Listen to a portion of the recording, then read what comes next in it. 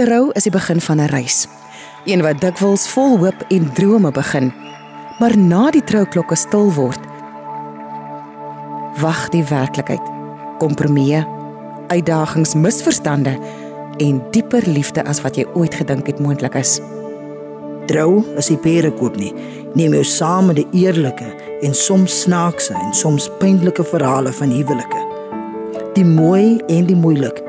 'n RSG Bekbasaar waar ons oop kaarte speel oor hoe dit regtig is om saam te leef.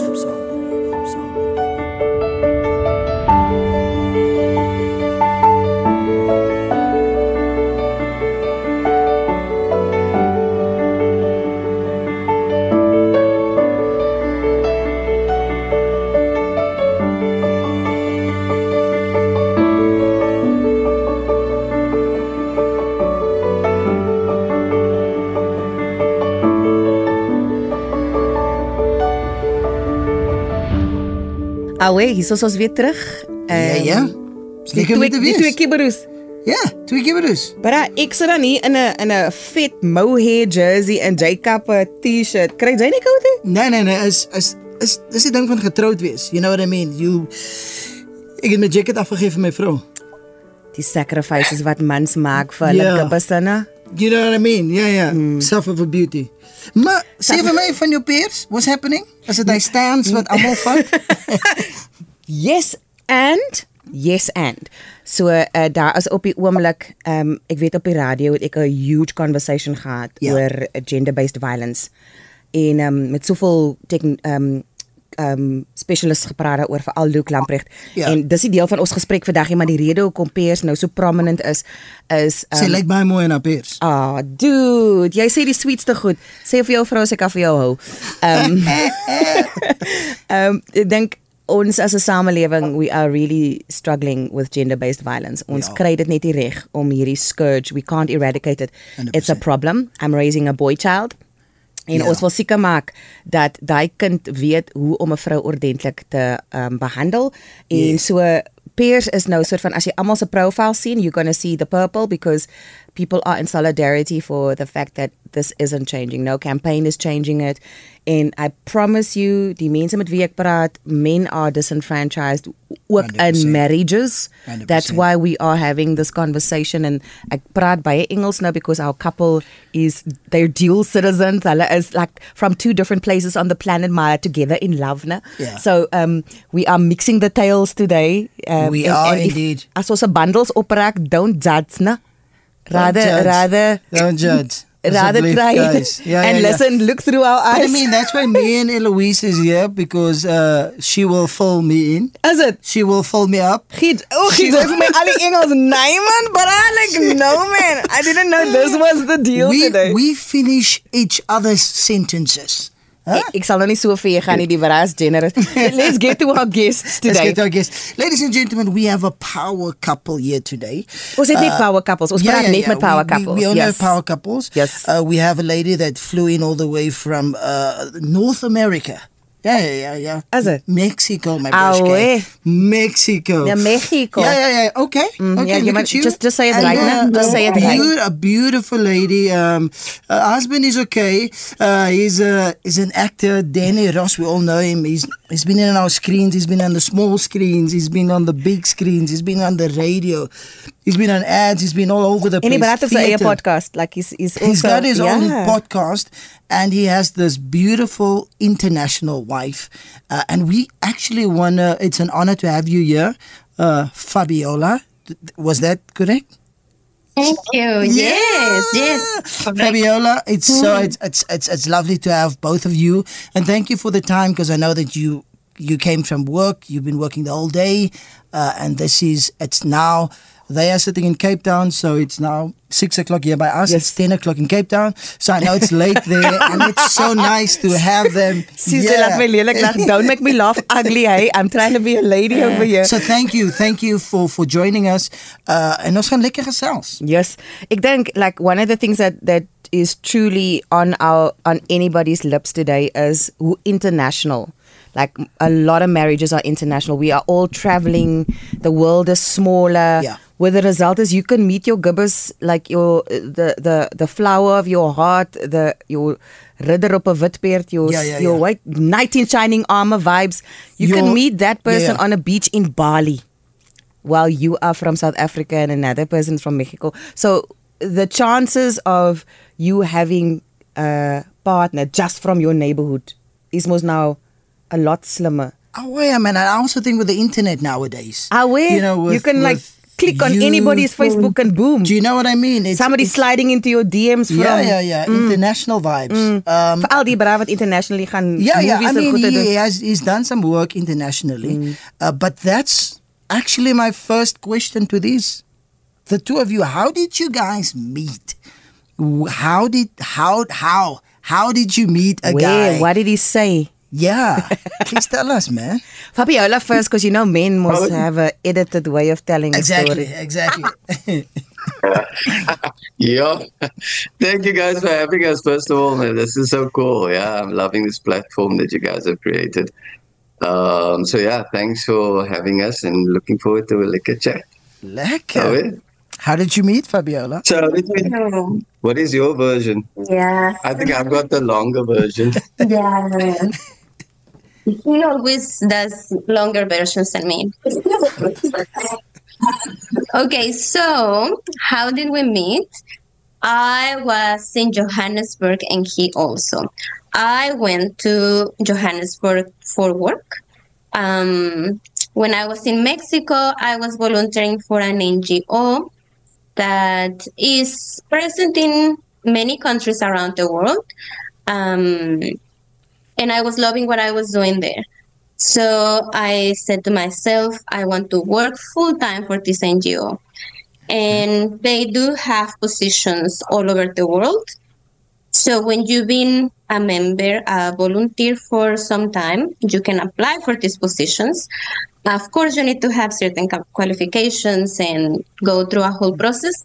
But initially, interesting enough, I didn't choose South Africa. I didn't know South Africa existed, to be honest. What? That's common, Jay. Don't be so surprised. Sorry.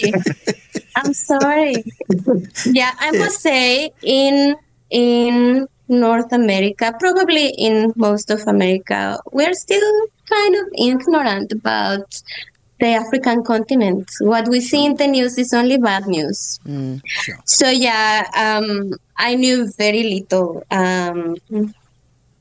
about the African continent, and I didn't know there was a country called South Africa, to be very honest with you.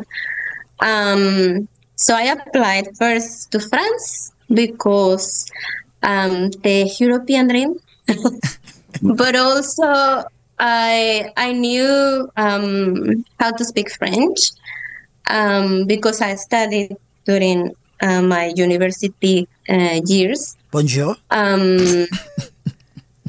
Bonjour. Comment ça va? C'est tout ce qu'il peut dire. I didn't get a position in France. And the person that interviewed me told me, please don't get discouraged. We have decided that we need a native French speaker for this position, but your profile is amazing. I'm going to recommend you. And I was like, no, he's just saying. So he did recommend me to South Africa. So that's why I came. I took the opportunity. I love what I was doing for that NGO. And while I was working, I met Danny.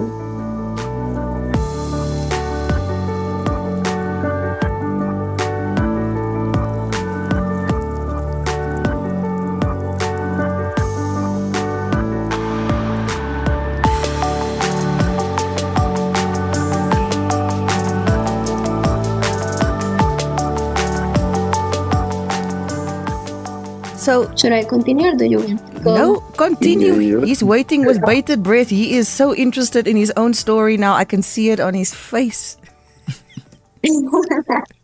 Okay, so he was looking for a Spanish tutor, and I was offering private Spanish lessons as a side gig.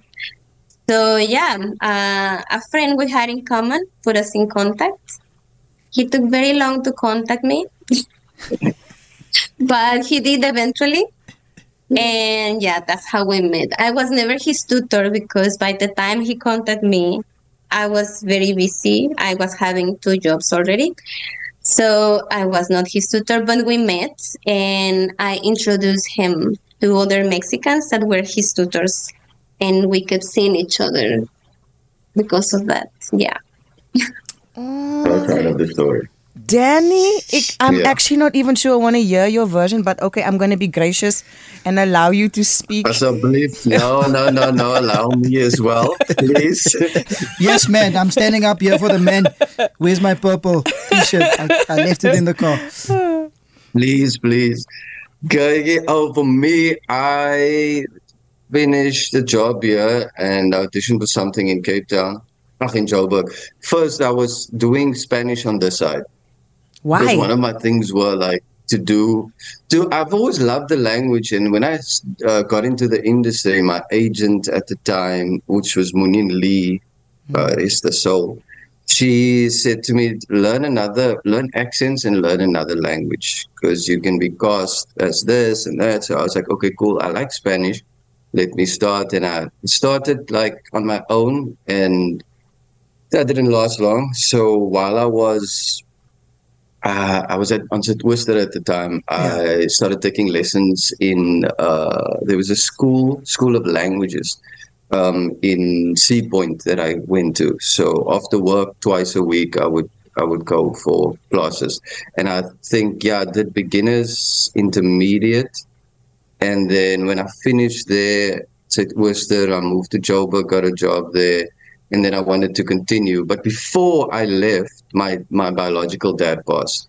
So, when I left for Joburg, I was in a weird state of mind, and depression was like slowly creeping in. And when I got to Joburg, I just wanted to fill my time with doing whatever I can. So I was like working, then I was taking dancing classes, like different types of dancing classes. And I wanted to learn the Spanish, continue with it. So in the salsa class, I met this lady and she was saying, oh, I saw your post because I put the post out for Spanish classes because the universities were so expensive there. And she said, I know this lady, she works for me, and she tagged her in the post. And eventually after a while, I reached out to her and then we met. But when we met, I was in a weird space. I didn't see her for who she is, Yeah. But I kept coming to the house, would have my classes there, and then sometimes we bump into each other. And she would invite me when they had like gatherings because they were like people from all over the world. And I was like, okay, cool, let me just make new friends, and hang out with them. There's people from like Brazil and so we're somewhere in Africa as well. India. Tanzania. Yeah, so we just hung out, and the more we spent time together, she kind of like in her own way, without the knowing, pulled me out of what I was going through. It just made me see the simple things again, which I was not seeing at the time. I had this heavy, like, I don't know if you guys have ever felt it, I'm sure, but this heavy spirit, like I felt like over me that was just dark at that time after losing my dad and not having kind of like some kind of closure and so she was like this little butterfly in the midst of everything. That's so interesting because initially she said that she knew nothing about South Africa. So I think she was also in a space where I'm at a place where I do not want to be. I wanted to be in France because they lost the World Cup twice. Yeah. But she wanted to be, in France. She wanted to be there. And you were in a space, losing. So both of you were actually in a not the best place mentally. For love to blossom. Well, not the rom-com version that we all... No. What did you want to say now, baby? No, but I wanted to say that actually by the time I came to South Africa, I was very happy and excited about it. Like, don't take me wrong. Yeah. It's not what I applied first for. But once I knew that South Africa existed and I started reading and learning about it before saying yes to the job, I realized it was going to be a big challenge. Because of all the things I didn't know about it. And now I need to be prepared. But I love the challenge. I was very excited to see what I can do and to learn about the place that I didn't know anything about. I was just excited about it. When you came here, because I think I am in love with travel, you know, the way you can close your eyes in your country with all the smells and the flavors and the sounds and the colors that you used to. And you open it up in a brand new country and it's sometimes similar-ish. Like, I think, if I'm not wrong, there's a vibrancy connection between our country and yours. But what was like the big thing for you ending up here? Because, I mean, you probably didn't come to this part of the world looking for love. But here you are and you've put down a few roots. Yes. No, it was actually a very interesting journey because, like you said, I was not looking for love at all. Like, I remember some people mentioned to my mom, like, she's going to come back with a husband and things like that. And I was like, no, not at all. Like, I'm going to go to work.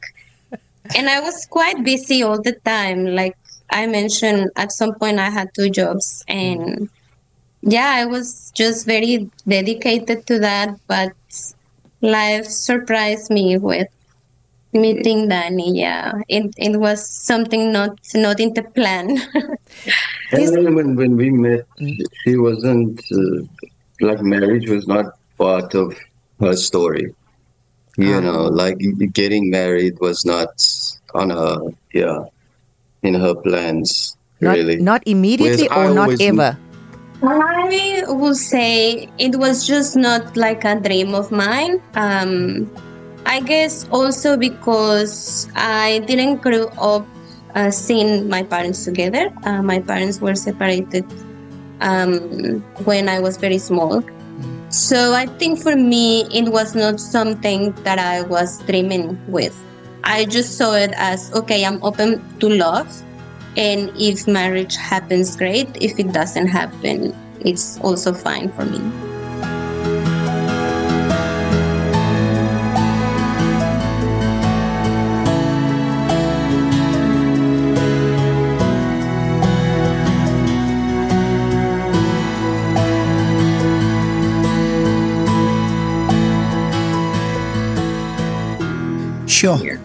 Sure.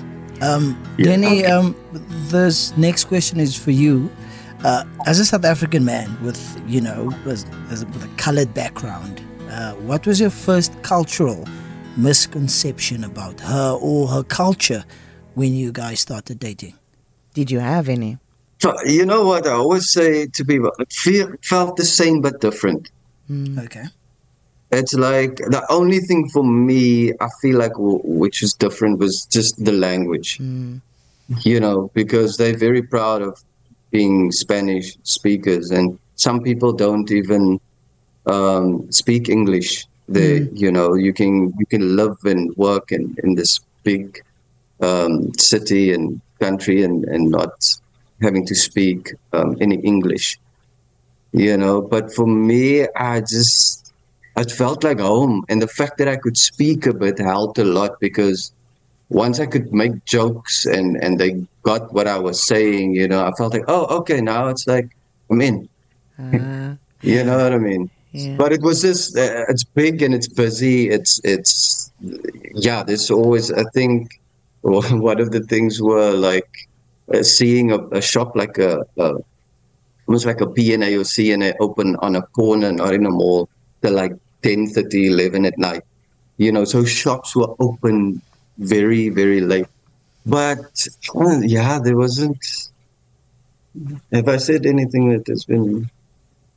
No. Yeah, no. It really feels like the same but different. So you're basically echoing what a lot of ethnic communities feel when they're in each other's presence, no matter where in the world. There's a common life experience, the way we get seen or move around the world. So the only thing like is the language thing, but you can relate to how you are in community with each other, with family. So there's similarities there, if I'm hearing you correctly.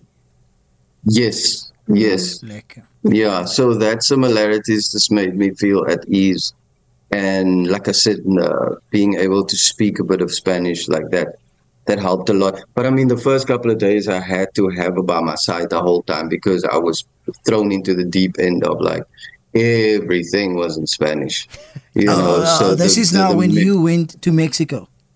Yeah, when I went, so the menu, it's like I was like, what is this? What am I eating? What am I ordering? You know, and she just had to be with me the whole time because, like, a mom and the aunts and uncles, they would all speak Spanish, so sometimes I'd be lost, you know. But yeah, she was there to help to translate. But I think by the end of that, like second, third week, I was good.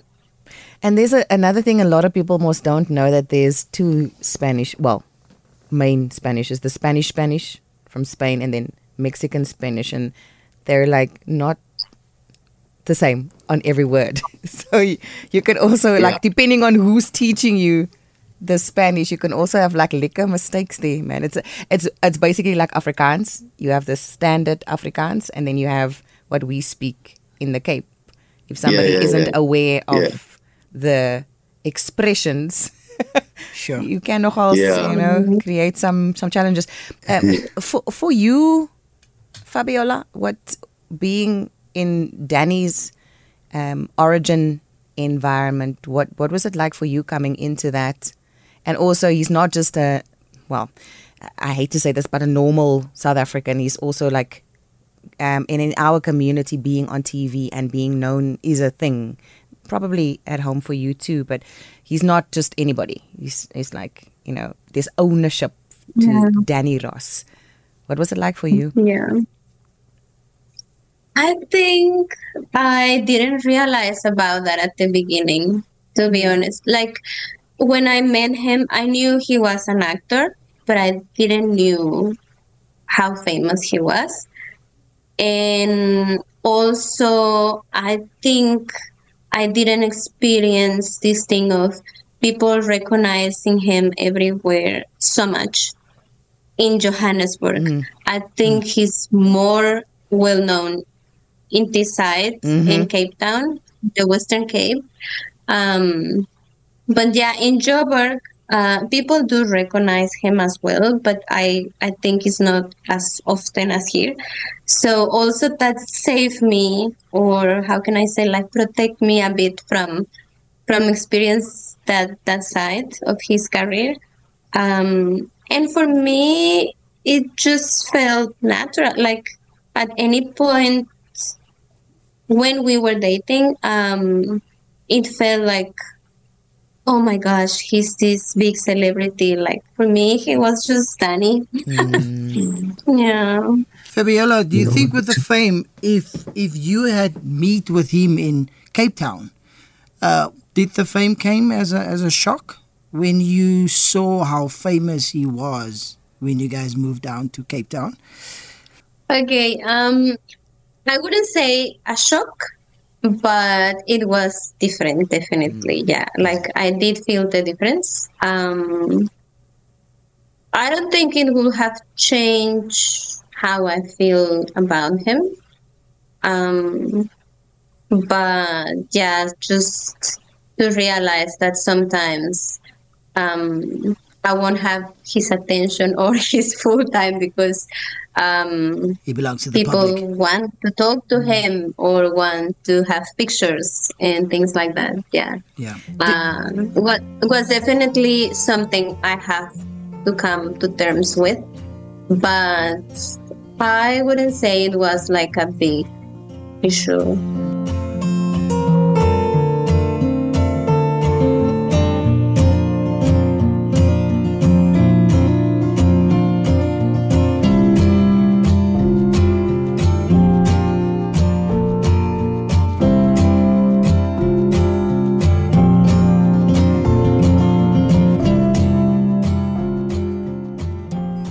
How do you deal with, because we're having this conversation with you in English, right? Because Solomon and I don't speak Spanish. Yeah. Yet. Yet. I think that can you like the jet. Yeah. I think that's the challenge. We can, maybe Danny can do that. Wow. Because there was another language there, no? Wow. Wow. Danny, I don't know where you get your friends, man, but so, because that's the thing I want to now know from you. Up along the road, eh? Just picked up along the road. Obvious. That is obvious along the road. Fabiola, because that's the thing, right? When you are foreign, it's easy, and it goes both ways, because when Danny was in Mexico with you, it can go both ways, where when you in your mother tongue, you almost slip into it without knowing, right? It's not a conscious thing. It's just like breathing. So now, for you both, you here in Cape Town or in South Africa and Danny over there by your house, people don't mean it to do that, but it can be quite disrespectful and exclude the person who doesn't speak. If the public come up to Danny, they're not necessarily going to be speaking English to him, because they know he's from here, but you're standing right next to it. And can I just disclaimer for iemand wat hierdie video sien en for you who not seeing the video, this girl is gorgeous and she also looks like Asna. So I can imagine for somebody in the Cape, they look at you and they assume you're Cape colored, right? So Mitchell's Plain. Or thereabouts. So now they're speaking to you and so I wanna ask you about that boundary that people often don't have.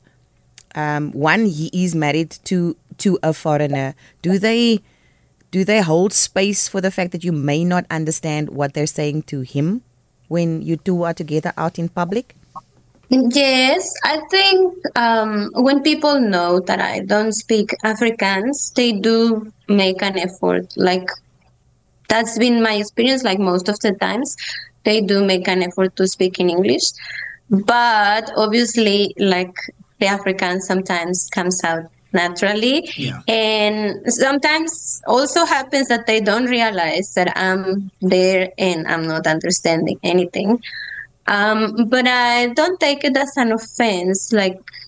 I feel that from the moment I decided to come to South Africa and I knew there are gonna be a lot of languages that I don't understand, I guess I kind of open my mind to, okay, you are gonna be listening things that you don't understand sometimes. So yeah. Danny, this one is for you, my brother. So, you coming from the Ooster van die Woester. This guy also from... Yes. Yeah. Are we children of the same valley? Yeah. What? Yeah. So Fabiola, I'm from an hour away from where Danny grew up in a small town called Montague. Yeah. And then, so it's Montague, Ashton, Robertson, then Woester, and then you go a little bit further, then it's Parel, where town. He is That's from. The main town. So we say we're ducks from the same pond, if you want to translate it directly. Lovely. That was lovely. That's lovely. Yeah. Ducks. Where are you coming now with your British accent? No. Bra. Look, I want to speak to my bro there. Speak to your Danny. Speak to your bra. So, you going to Mexico for the first time. We only hear about Mexico on the TV, that type of vibes. Now you're going over to meet your girlfriend's family, Mama, what is the timeline you're talking about here? Because that's now where were you dating for a month or two? When did you guys decide you're going to go to Mexico now? to meet the folks? So quick, yeah. Let's recap quickly because So 2017 we met, no? Yeah, and not long after that we started dating. So we were seeing each other, and then eventually I asked her, "Would you like to go on a date?" You know, she said this thing of like, what did you say? She thought I was into her before I was into her. So she assumed I was already into her, you know. But I was still like in my own space of dealing with a lot of things. Yeah. But eventually we did go on a date. Did you ask her out We in started Spanish? hanging. Hell to the no. Okay. Look at her. She's like, he should have. Kiki, how does one even do that? Like, that's advanced Spanish, man, and you're not bringing That was the first thing Corazon you were in there. No, supposed to. please. Yes. Anyway, as you were. And then we eventually went on a date and we started hanging out, and like I think a month, 2 months after we started talking about like being official, you know, knowing that she's leaving the next year. She's got like a year left in the country. And because her visa was coming to an end, and I was just like, I don't know what's gonna happen, but we were like, okay, let's make it official. Then we started dating, and I sent her mom a message on Facebook to say, yo, listen, I'm dating your daughter. If you're looking for her and you can't get hold of her, here's my number. Here's my details. Nice. That's sweet. Yeah, it's good. And then eventually, while of dating, I don't know how long, but then we came to Worcester for her to meet my family. Yeah. So we went to Worcester. We stayed in Worcester. I think we were there for a week. And then I decided, like, when she had to go back, I was like, why don't I go back with it? Why don't I just go meet your family? You know. And the other day we were talking about it, and she was like, why did you do that? That is something crazy. Why would you just go? You know. And I was like, hey, let's just see what happens, because now we're going to do long distance. So let me at least go with you, see where you're from, meet your family. Sure. And when I come back, we'll figure it out and see if this is going to work, you know. Yeah. So I went with, I think the first time I was there for 5 weeks, met the family, we traveled a bit. And then, came back, and we were doing long distance. Thank God for video calls and all of that. Technology. You know, so the first time I think we were separated, I always get this wrong. Was it 6? 6 months. Yeah, well, I came back, and then 6 months later, she came to visit, and then in Cape Town, and then I proposed, and then she left. She was here for 2 weeks, and then it was 9 months again that we didn't see each other, and then we were planning our wedding. This Brane is whispering goede under the like the time frames. The time frames. 9 months. Okay. Well done, Danny. Okay, yeah. Danny, after 9 months, I went, and then I had to be there, and then we had to plan our wedding so quickly because I had to take forms with, and I had to physically be there, because we decided we're going to get married that side, because we had to talk when she was here the first time, the 6 months after, who's going to go where, and it was like easier for her to work this side, find work here, because then for me to go there and having to start over from scratch and learn a new language and become like fluent in it. And so I was very grateful for that, you know.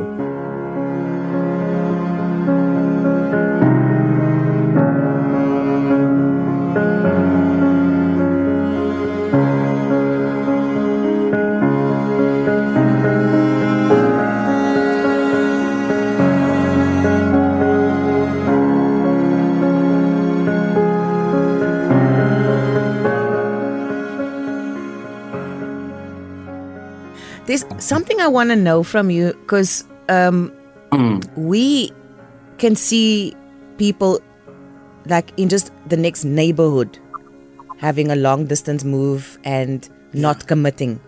Like having this almost indefinite video call vibe, meeting here and there, but never getting to the next level. And it sounds like the two of you knew pretty soon you wanted to make this commitment, and it was just figuring out, like you say, where you're going to go, who's going to move where. Because even the paperwork, when we spoke to the pastors in the first episode, it's like a big thing marrying for both countries, marrying a foreigner. There's paperwork, there's legal processes in place, and and also when you're seeing each other, you're not seeing each other for a period to put stuff in place. You're like visiting basically before you get married. When this is now coming from the rom-com lover in me,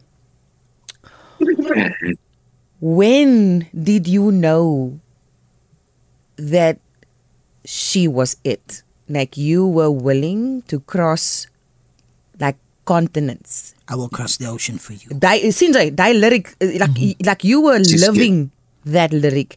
100%. And this level of commitment, it doesn't just happen. So like explain to anybody listening here what the thought process is, because you've just come out of this mourning period and you kind of like still sort of in it, and which I probably think might have brought the shortness of life closer to your consciousness. Like I don't know, maybe it pushed you taking chances that you may not have taken a year before, 2 years before. I don't know. Sure. What was that thing, man? Because there are beautiful women everywhere. I know she's spectacular, but like, what was that thing that made you go, I will with her?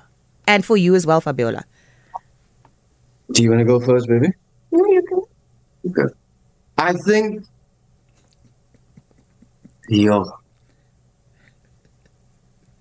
there wasn't like an epiphany moment. I just, somehow, there was this underlying thing. And I've always been I love commitment. I mean, I had my phases where I was like, it's doing the tangs. Come on now. We were all young, but we were all young, so not so long ago. All, And, and but I knew I would one day want to settle and get married and have a family, but with us, with the long distance and things, it was a thing of like just seeing and trying and being there. No doubt, guys, there was a lot of like, okay, this is not going to work.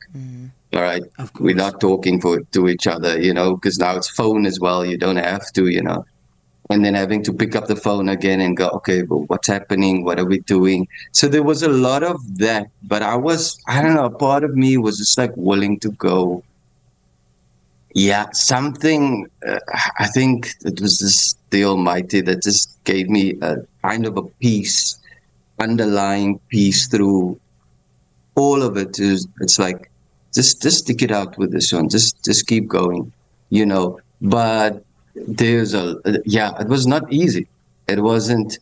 And I think one of the most beautiful moments for me, I can't remember if it was the first time we were apart or the second time, but we had like a virtual, like a date, and I dressed up and she dressed up and we had a drink and we had, I think, sushi or something. I don't know. I can't remember. Sure. But when I saw her come up on the screen sitting there, I just cried because I was like, oh, wow, we're making this effort to do this, and I'll never forget that. I was by my mom and them in Worcester. And I think it was during COVID because when we got married and I came back, COVID hit. Oh, wow. And then it was another 10 months that we was apart. Sure. You were so tested, it was first 6 months, 9 months, and then 10 months. Because I came back like a week before COVID, before we went into lockdown. So I was there in the beginning of the year, February, March 1st, I landed, and I think we went into lockdown like the 7th or 8th of March. Yeah. And then, it was in that time, I think, where we had this virtual, like this date, and that was a special moment for me. But there were many little moments where I was like, yes, yeah. She's like just simple things, man. And we could have conversations like, I think the first times we spent together and she came over to my place, we would talk and talk and talk. It was that sometimes we fall asleep because she had 2 jobs, you know. But there's another thing that happened. She knew Coldplay songs, and I'm a big fan of Coldplay, right? And we would listen when I put on the songs, and she knew the lyrics. I was like, "Oh, okay, She's my this girl. might be the one." So that is a requirement, Day. So Please there were little moments put out like a banner. You must know Coldplay. We know what happens at Coldplay Listen, concerts. but this is not what the opposite happened in this. Like. Danny, so you saying, a friend of mine wrote a song, it's been 6 months, 8 days, 12 hours since you went away. And I mean, that became a reality in your life, literally. He was a living lyric. He was a living lyric. Fabiola, from your side, why did you say yes? Yeah, to the dress, to the ring, to the man, to the country, to the everything. Yeah. I think for me, he was just so different to any other man that I've met before. Sure. Like in the sense of, It's good. I saw that he was willing to put effort. He was willing to commit. He was willing to learn, to listen to me, to I think that willingness and the commitment I saw from him. Partially the craziness as well, because this thing that he did of deciding to come with me to Mexico when I left, it meant a lot for me. Sure. Because we were dating already like for a year and a bit, but when we started, I was trying to just keep myself grounded and understand that, okay, this might be finished when I leave. So yeah, I was like keeping that in mind, but he didn't want it to end it. He was even willing to come with me. So that was very special. And also when we were doing the long distance, that I never felt alone. Like we kept in touch and I kept feeling connected to him. And yeah, because I even had the thing before of being in a relationship but not really feeling connected to the person. And it was very special that even though the physical distance was there, emotionally we were connected.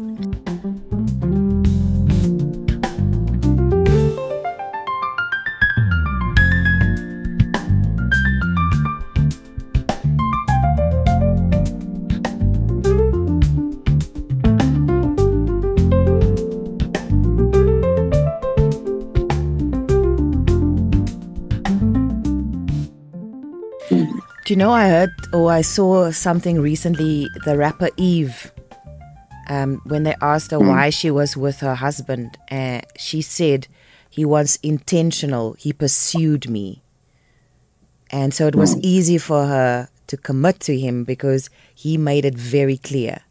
You're it, and I'm going to keep doing what it takes to make you know that you're it. And I think there's a vital thing that some modern men may have forgotten, whether it is the environments we're in, the friends we've got or whatever, where there is still, as emancipated as women are, there's still an element of show me. Well, both ways.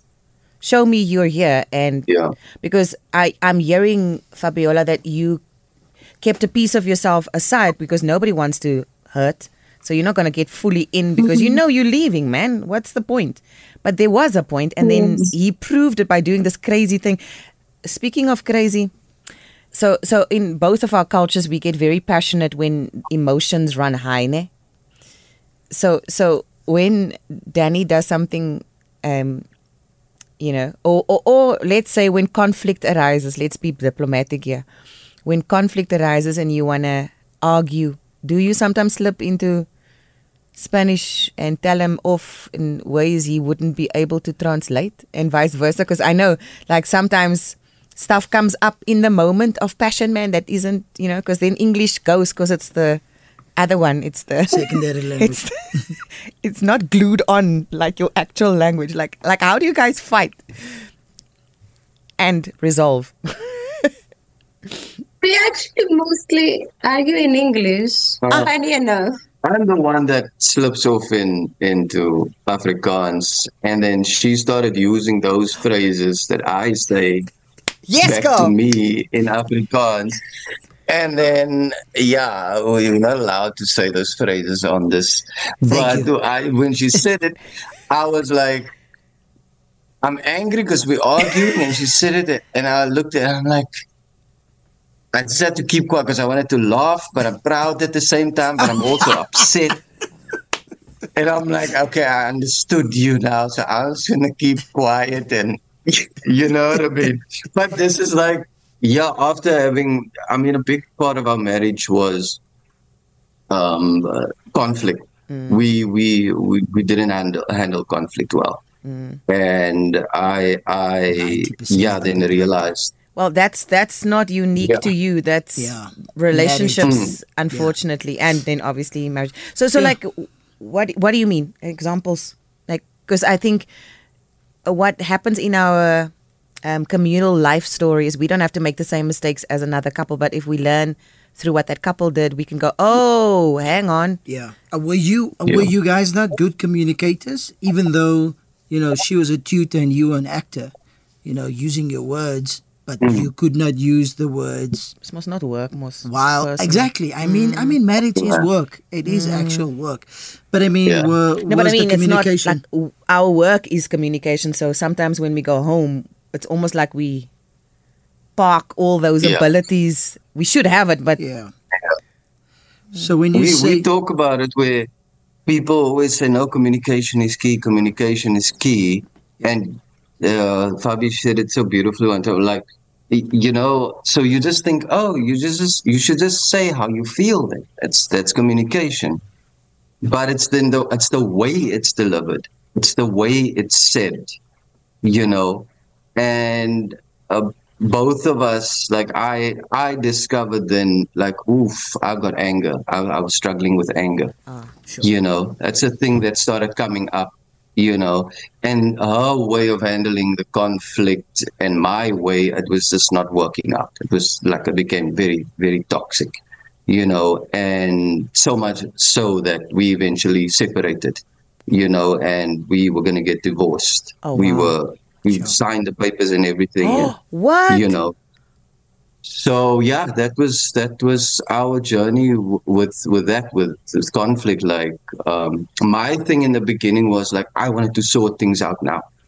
You know, I'm like, no, now we're gonna sort this out now, and Fabi would like shut down. Yeah.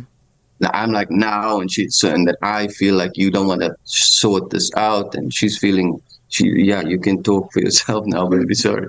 But for me, it was like, I wanted to sort things out now. And it can be a good thing because I don't want time to pass, but it wasn't in my case because I was not giving myself time to calm down and feel what I need to feel and regulate my emotions. And also when that started happening, it was like, I also realized where, like, certain things came from, and myself being in an abusive relationship, which I never spoke about because men don't do that. That thing kind of followed me, you know, where it started showing up in our marriage, and now I am the perpetrator, you know, and I had to go, oh crap, I'm the perpetrator. I need what is this? I need to. But then, that we ended up separating because of a couple of things, but that was part of also the reason, you know. So, sure, man, you guys, Fabiola, your side? So yeah, for me, I think I didn't know how to handle conflict because I didn't want conflict at all.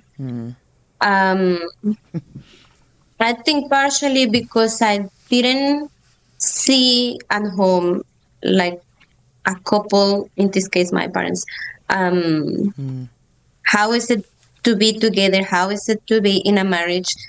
I was probably mostly educated about love by TV, by the movies, Or the yes. telenovelas And yeah.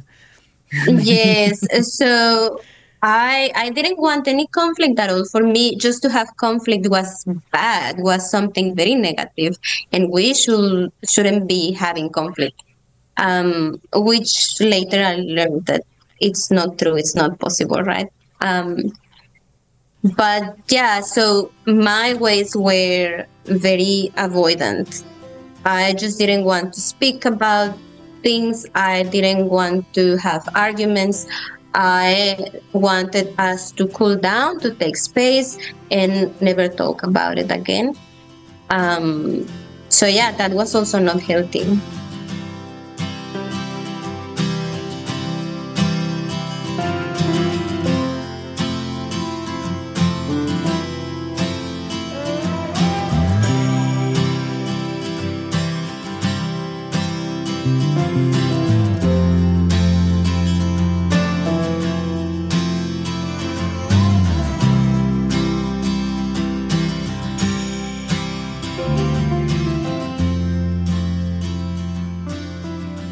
Sure. Yeah. Pack it away, put it in the closet. How long was it after your getting married where the cracks became so much that you signed the papers? Because that's nearing the end. It's not fully the end, but you know.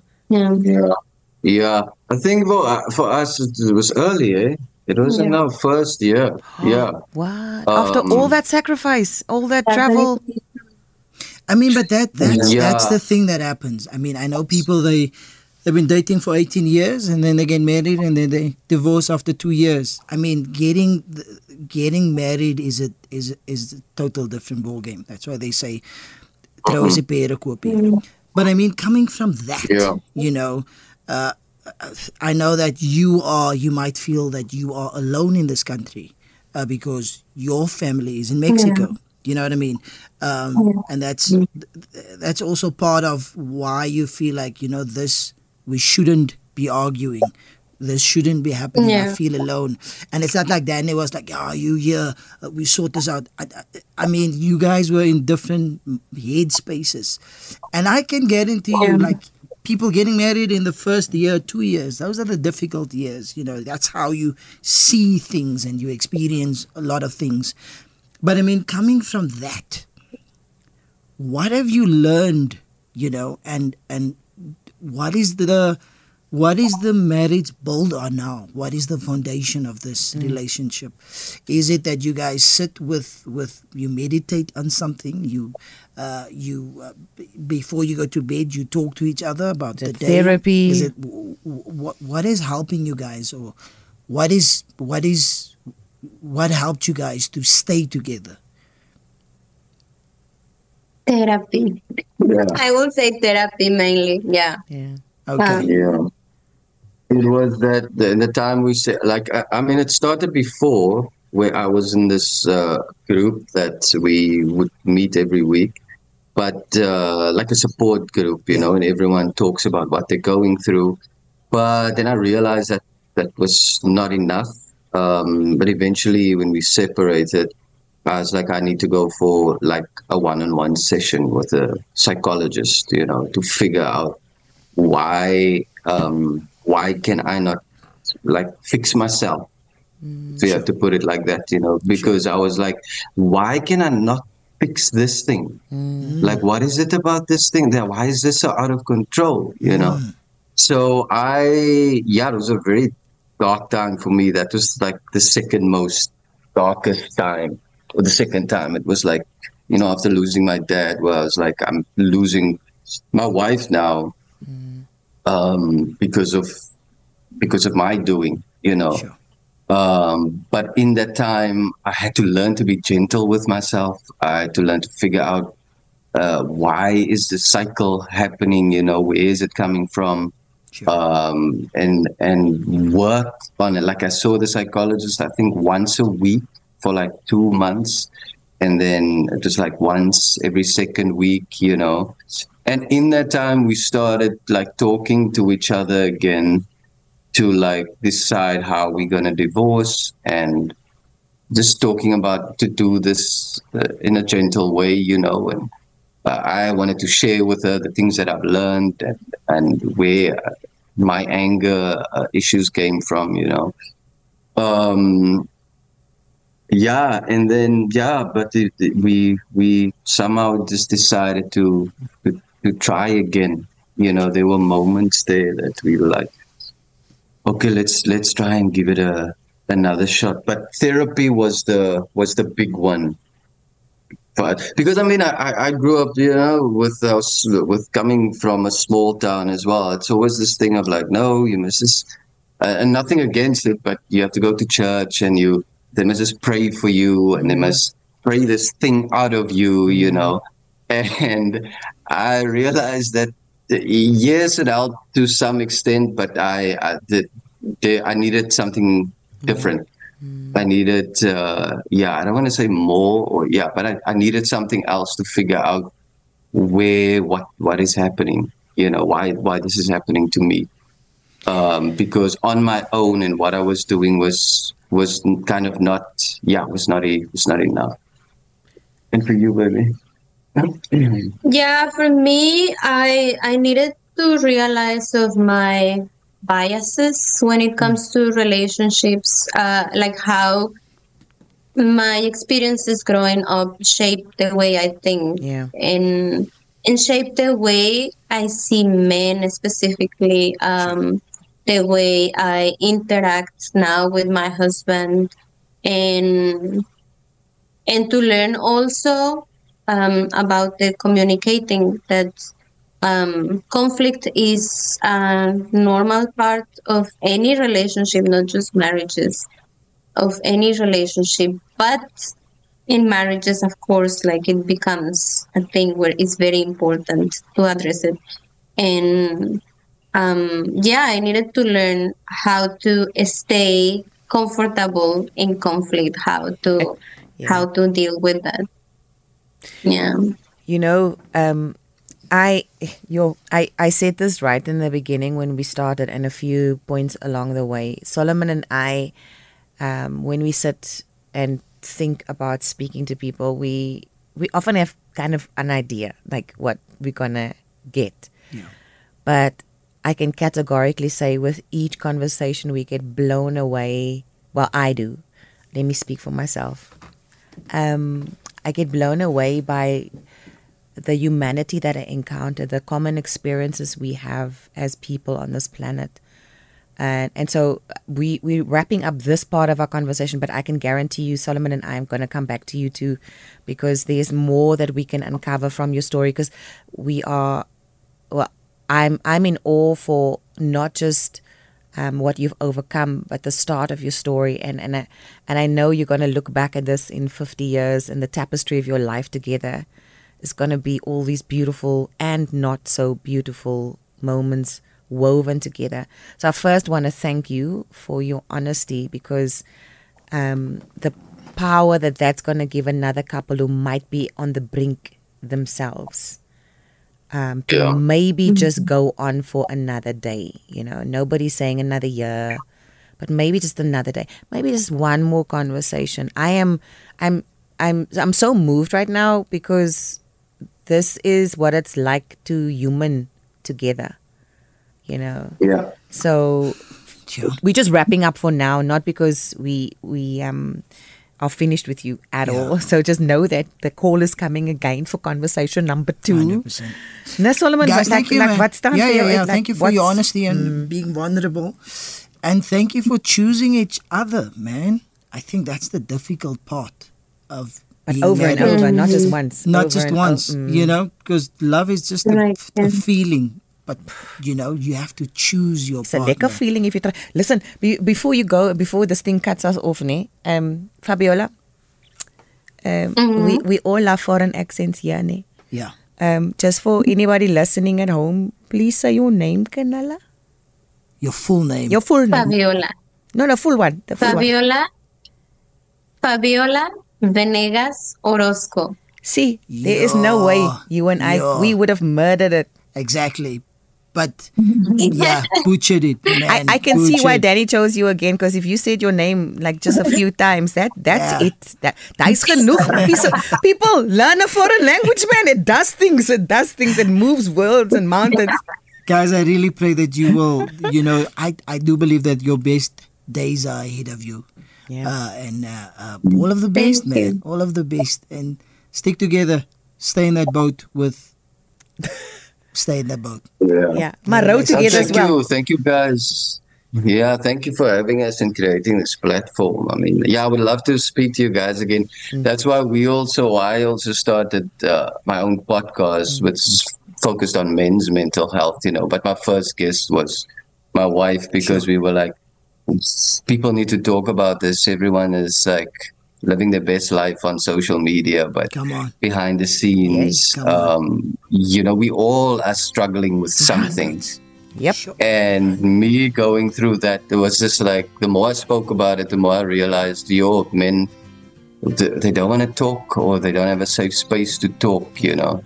But thanks to my wife for pushing me to do it. Want sy sê ek praat baie. Yes. I like to talk a lot. You might as well make money from it, ne, Fabiola? Might as well put your mouth in your... yeah, they said money... Okay, I think selfs my Afrikaans bundles is nou klaar. Guys, so ons gaan vir julle groet vir nou. Klik en like, subscribe in die onderkant. Ons gaan weer vir Danny en Fabiola saambring, because daar is nog meer layers aan hierdie onion to uncover. Maar for now, ek hoop julle het lekker geluister. Ja. And check it out. They'll send us a photo and a video. Thank you, guys. Sien julle binnekort. Peace out. Yay! Shit.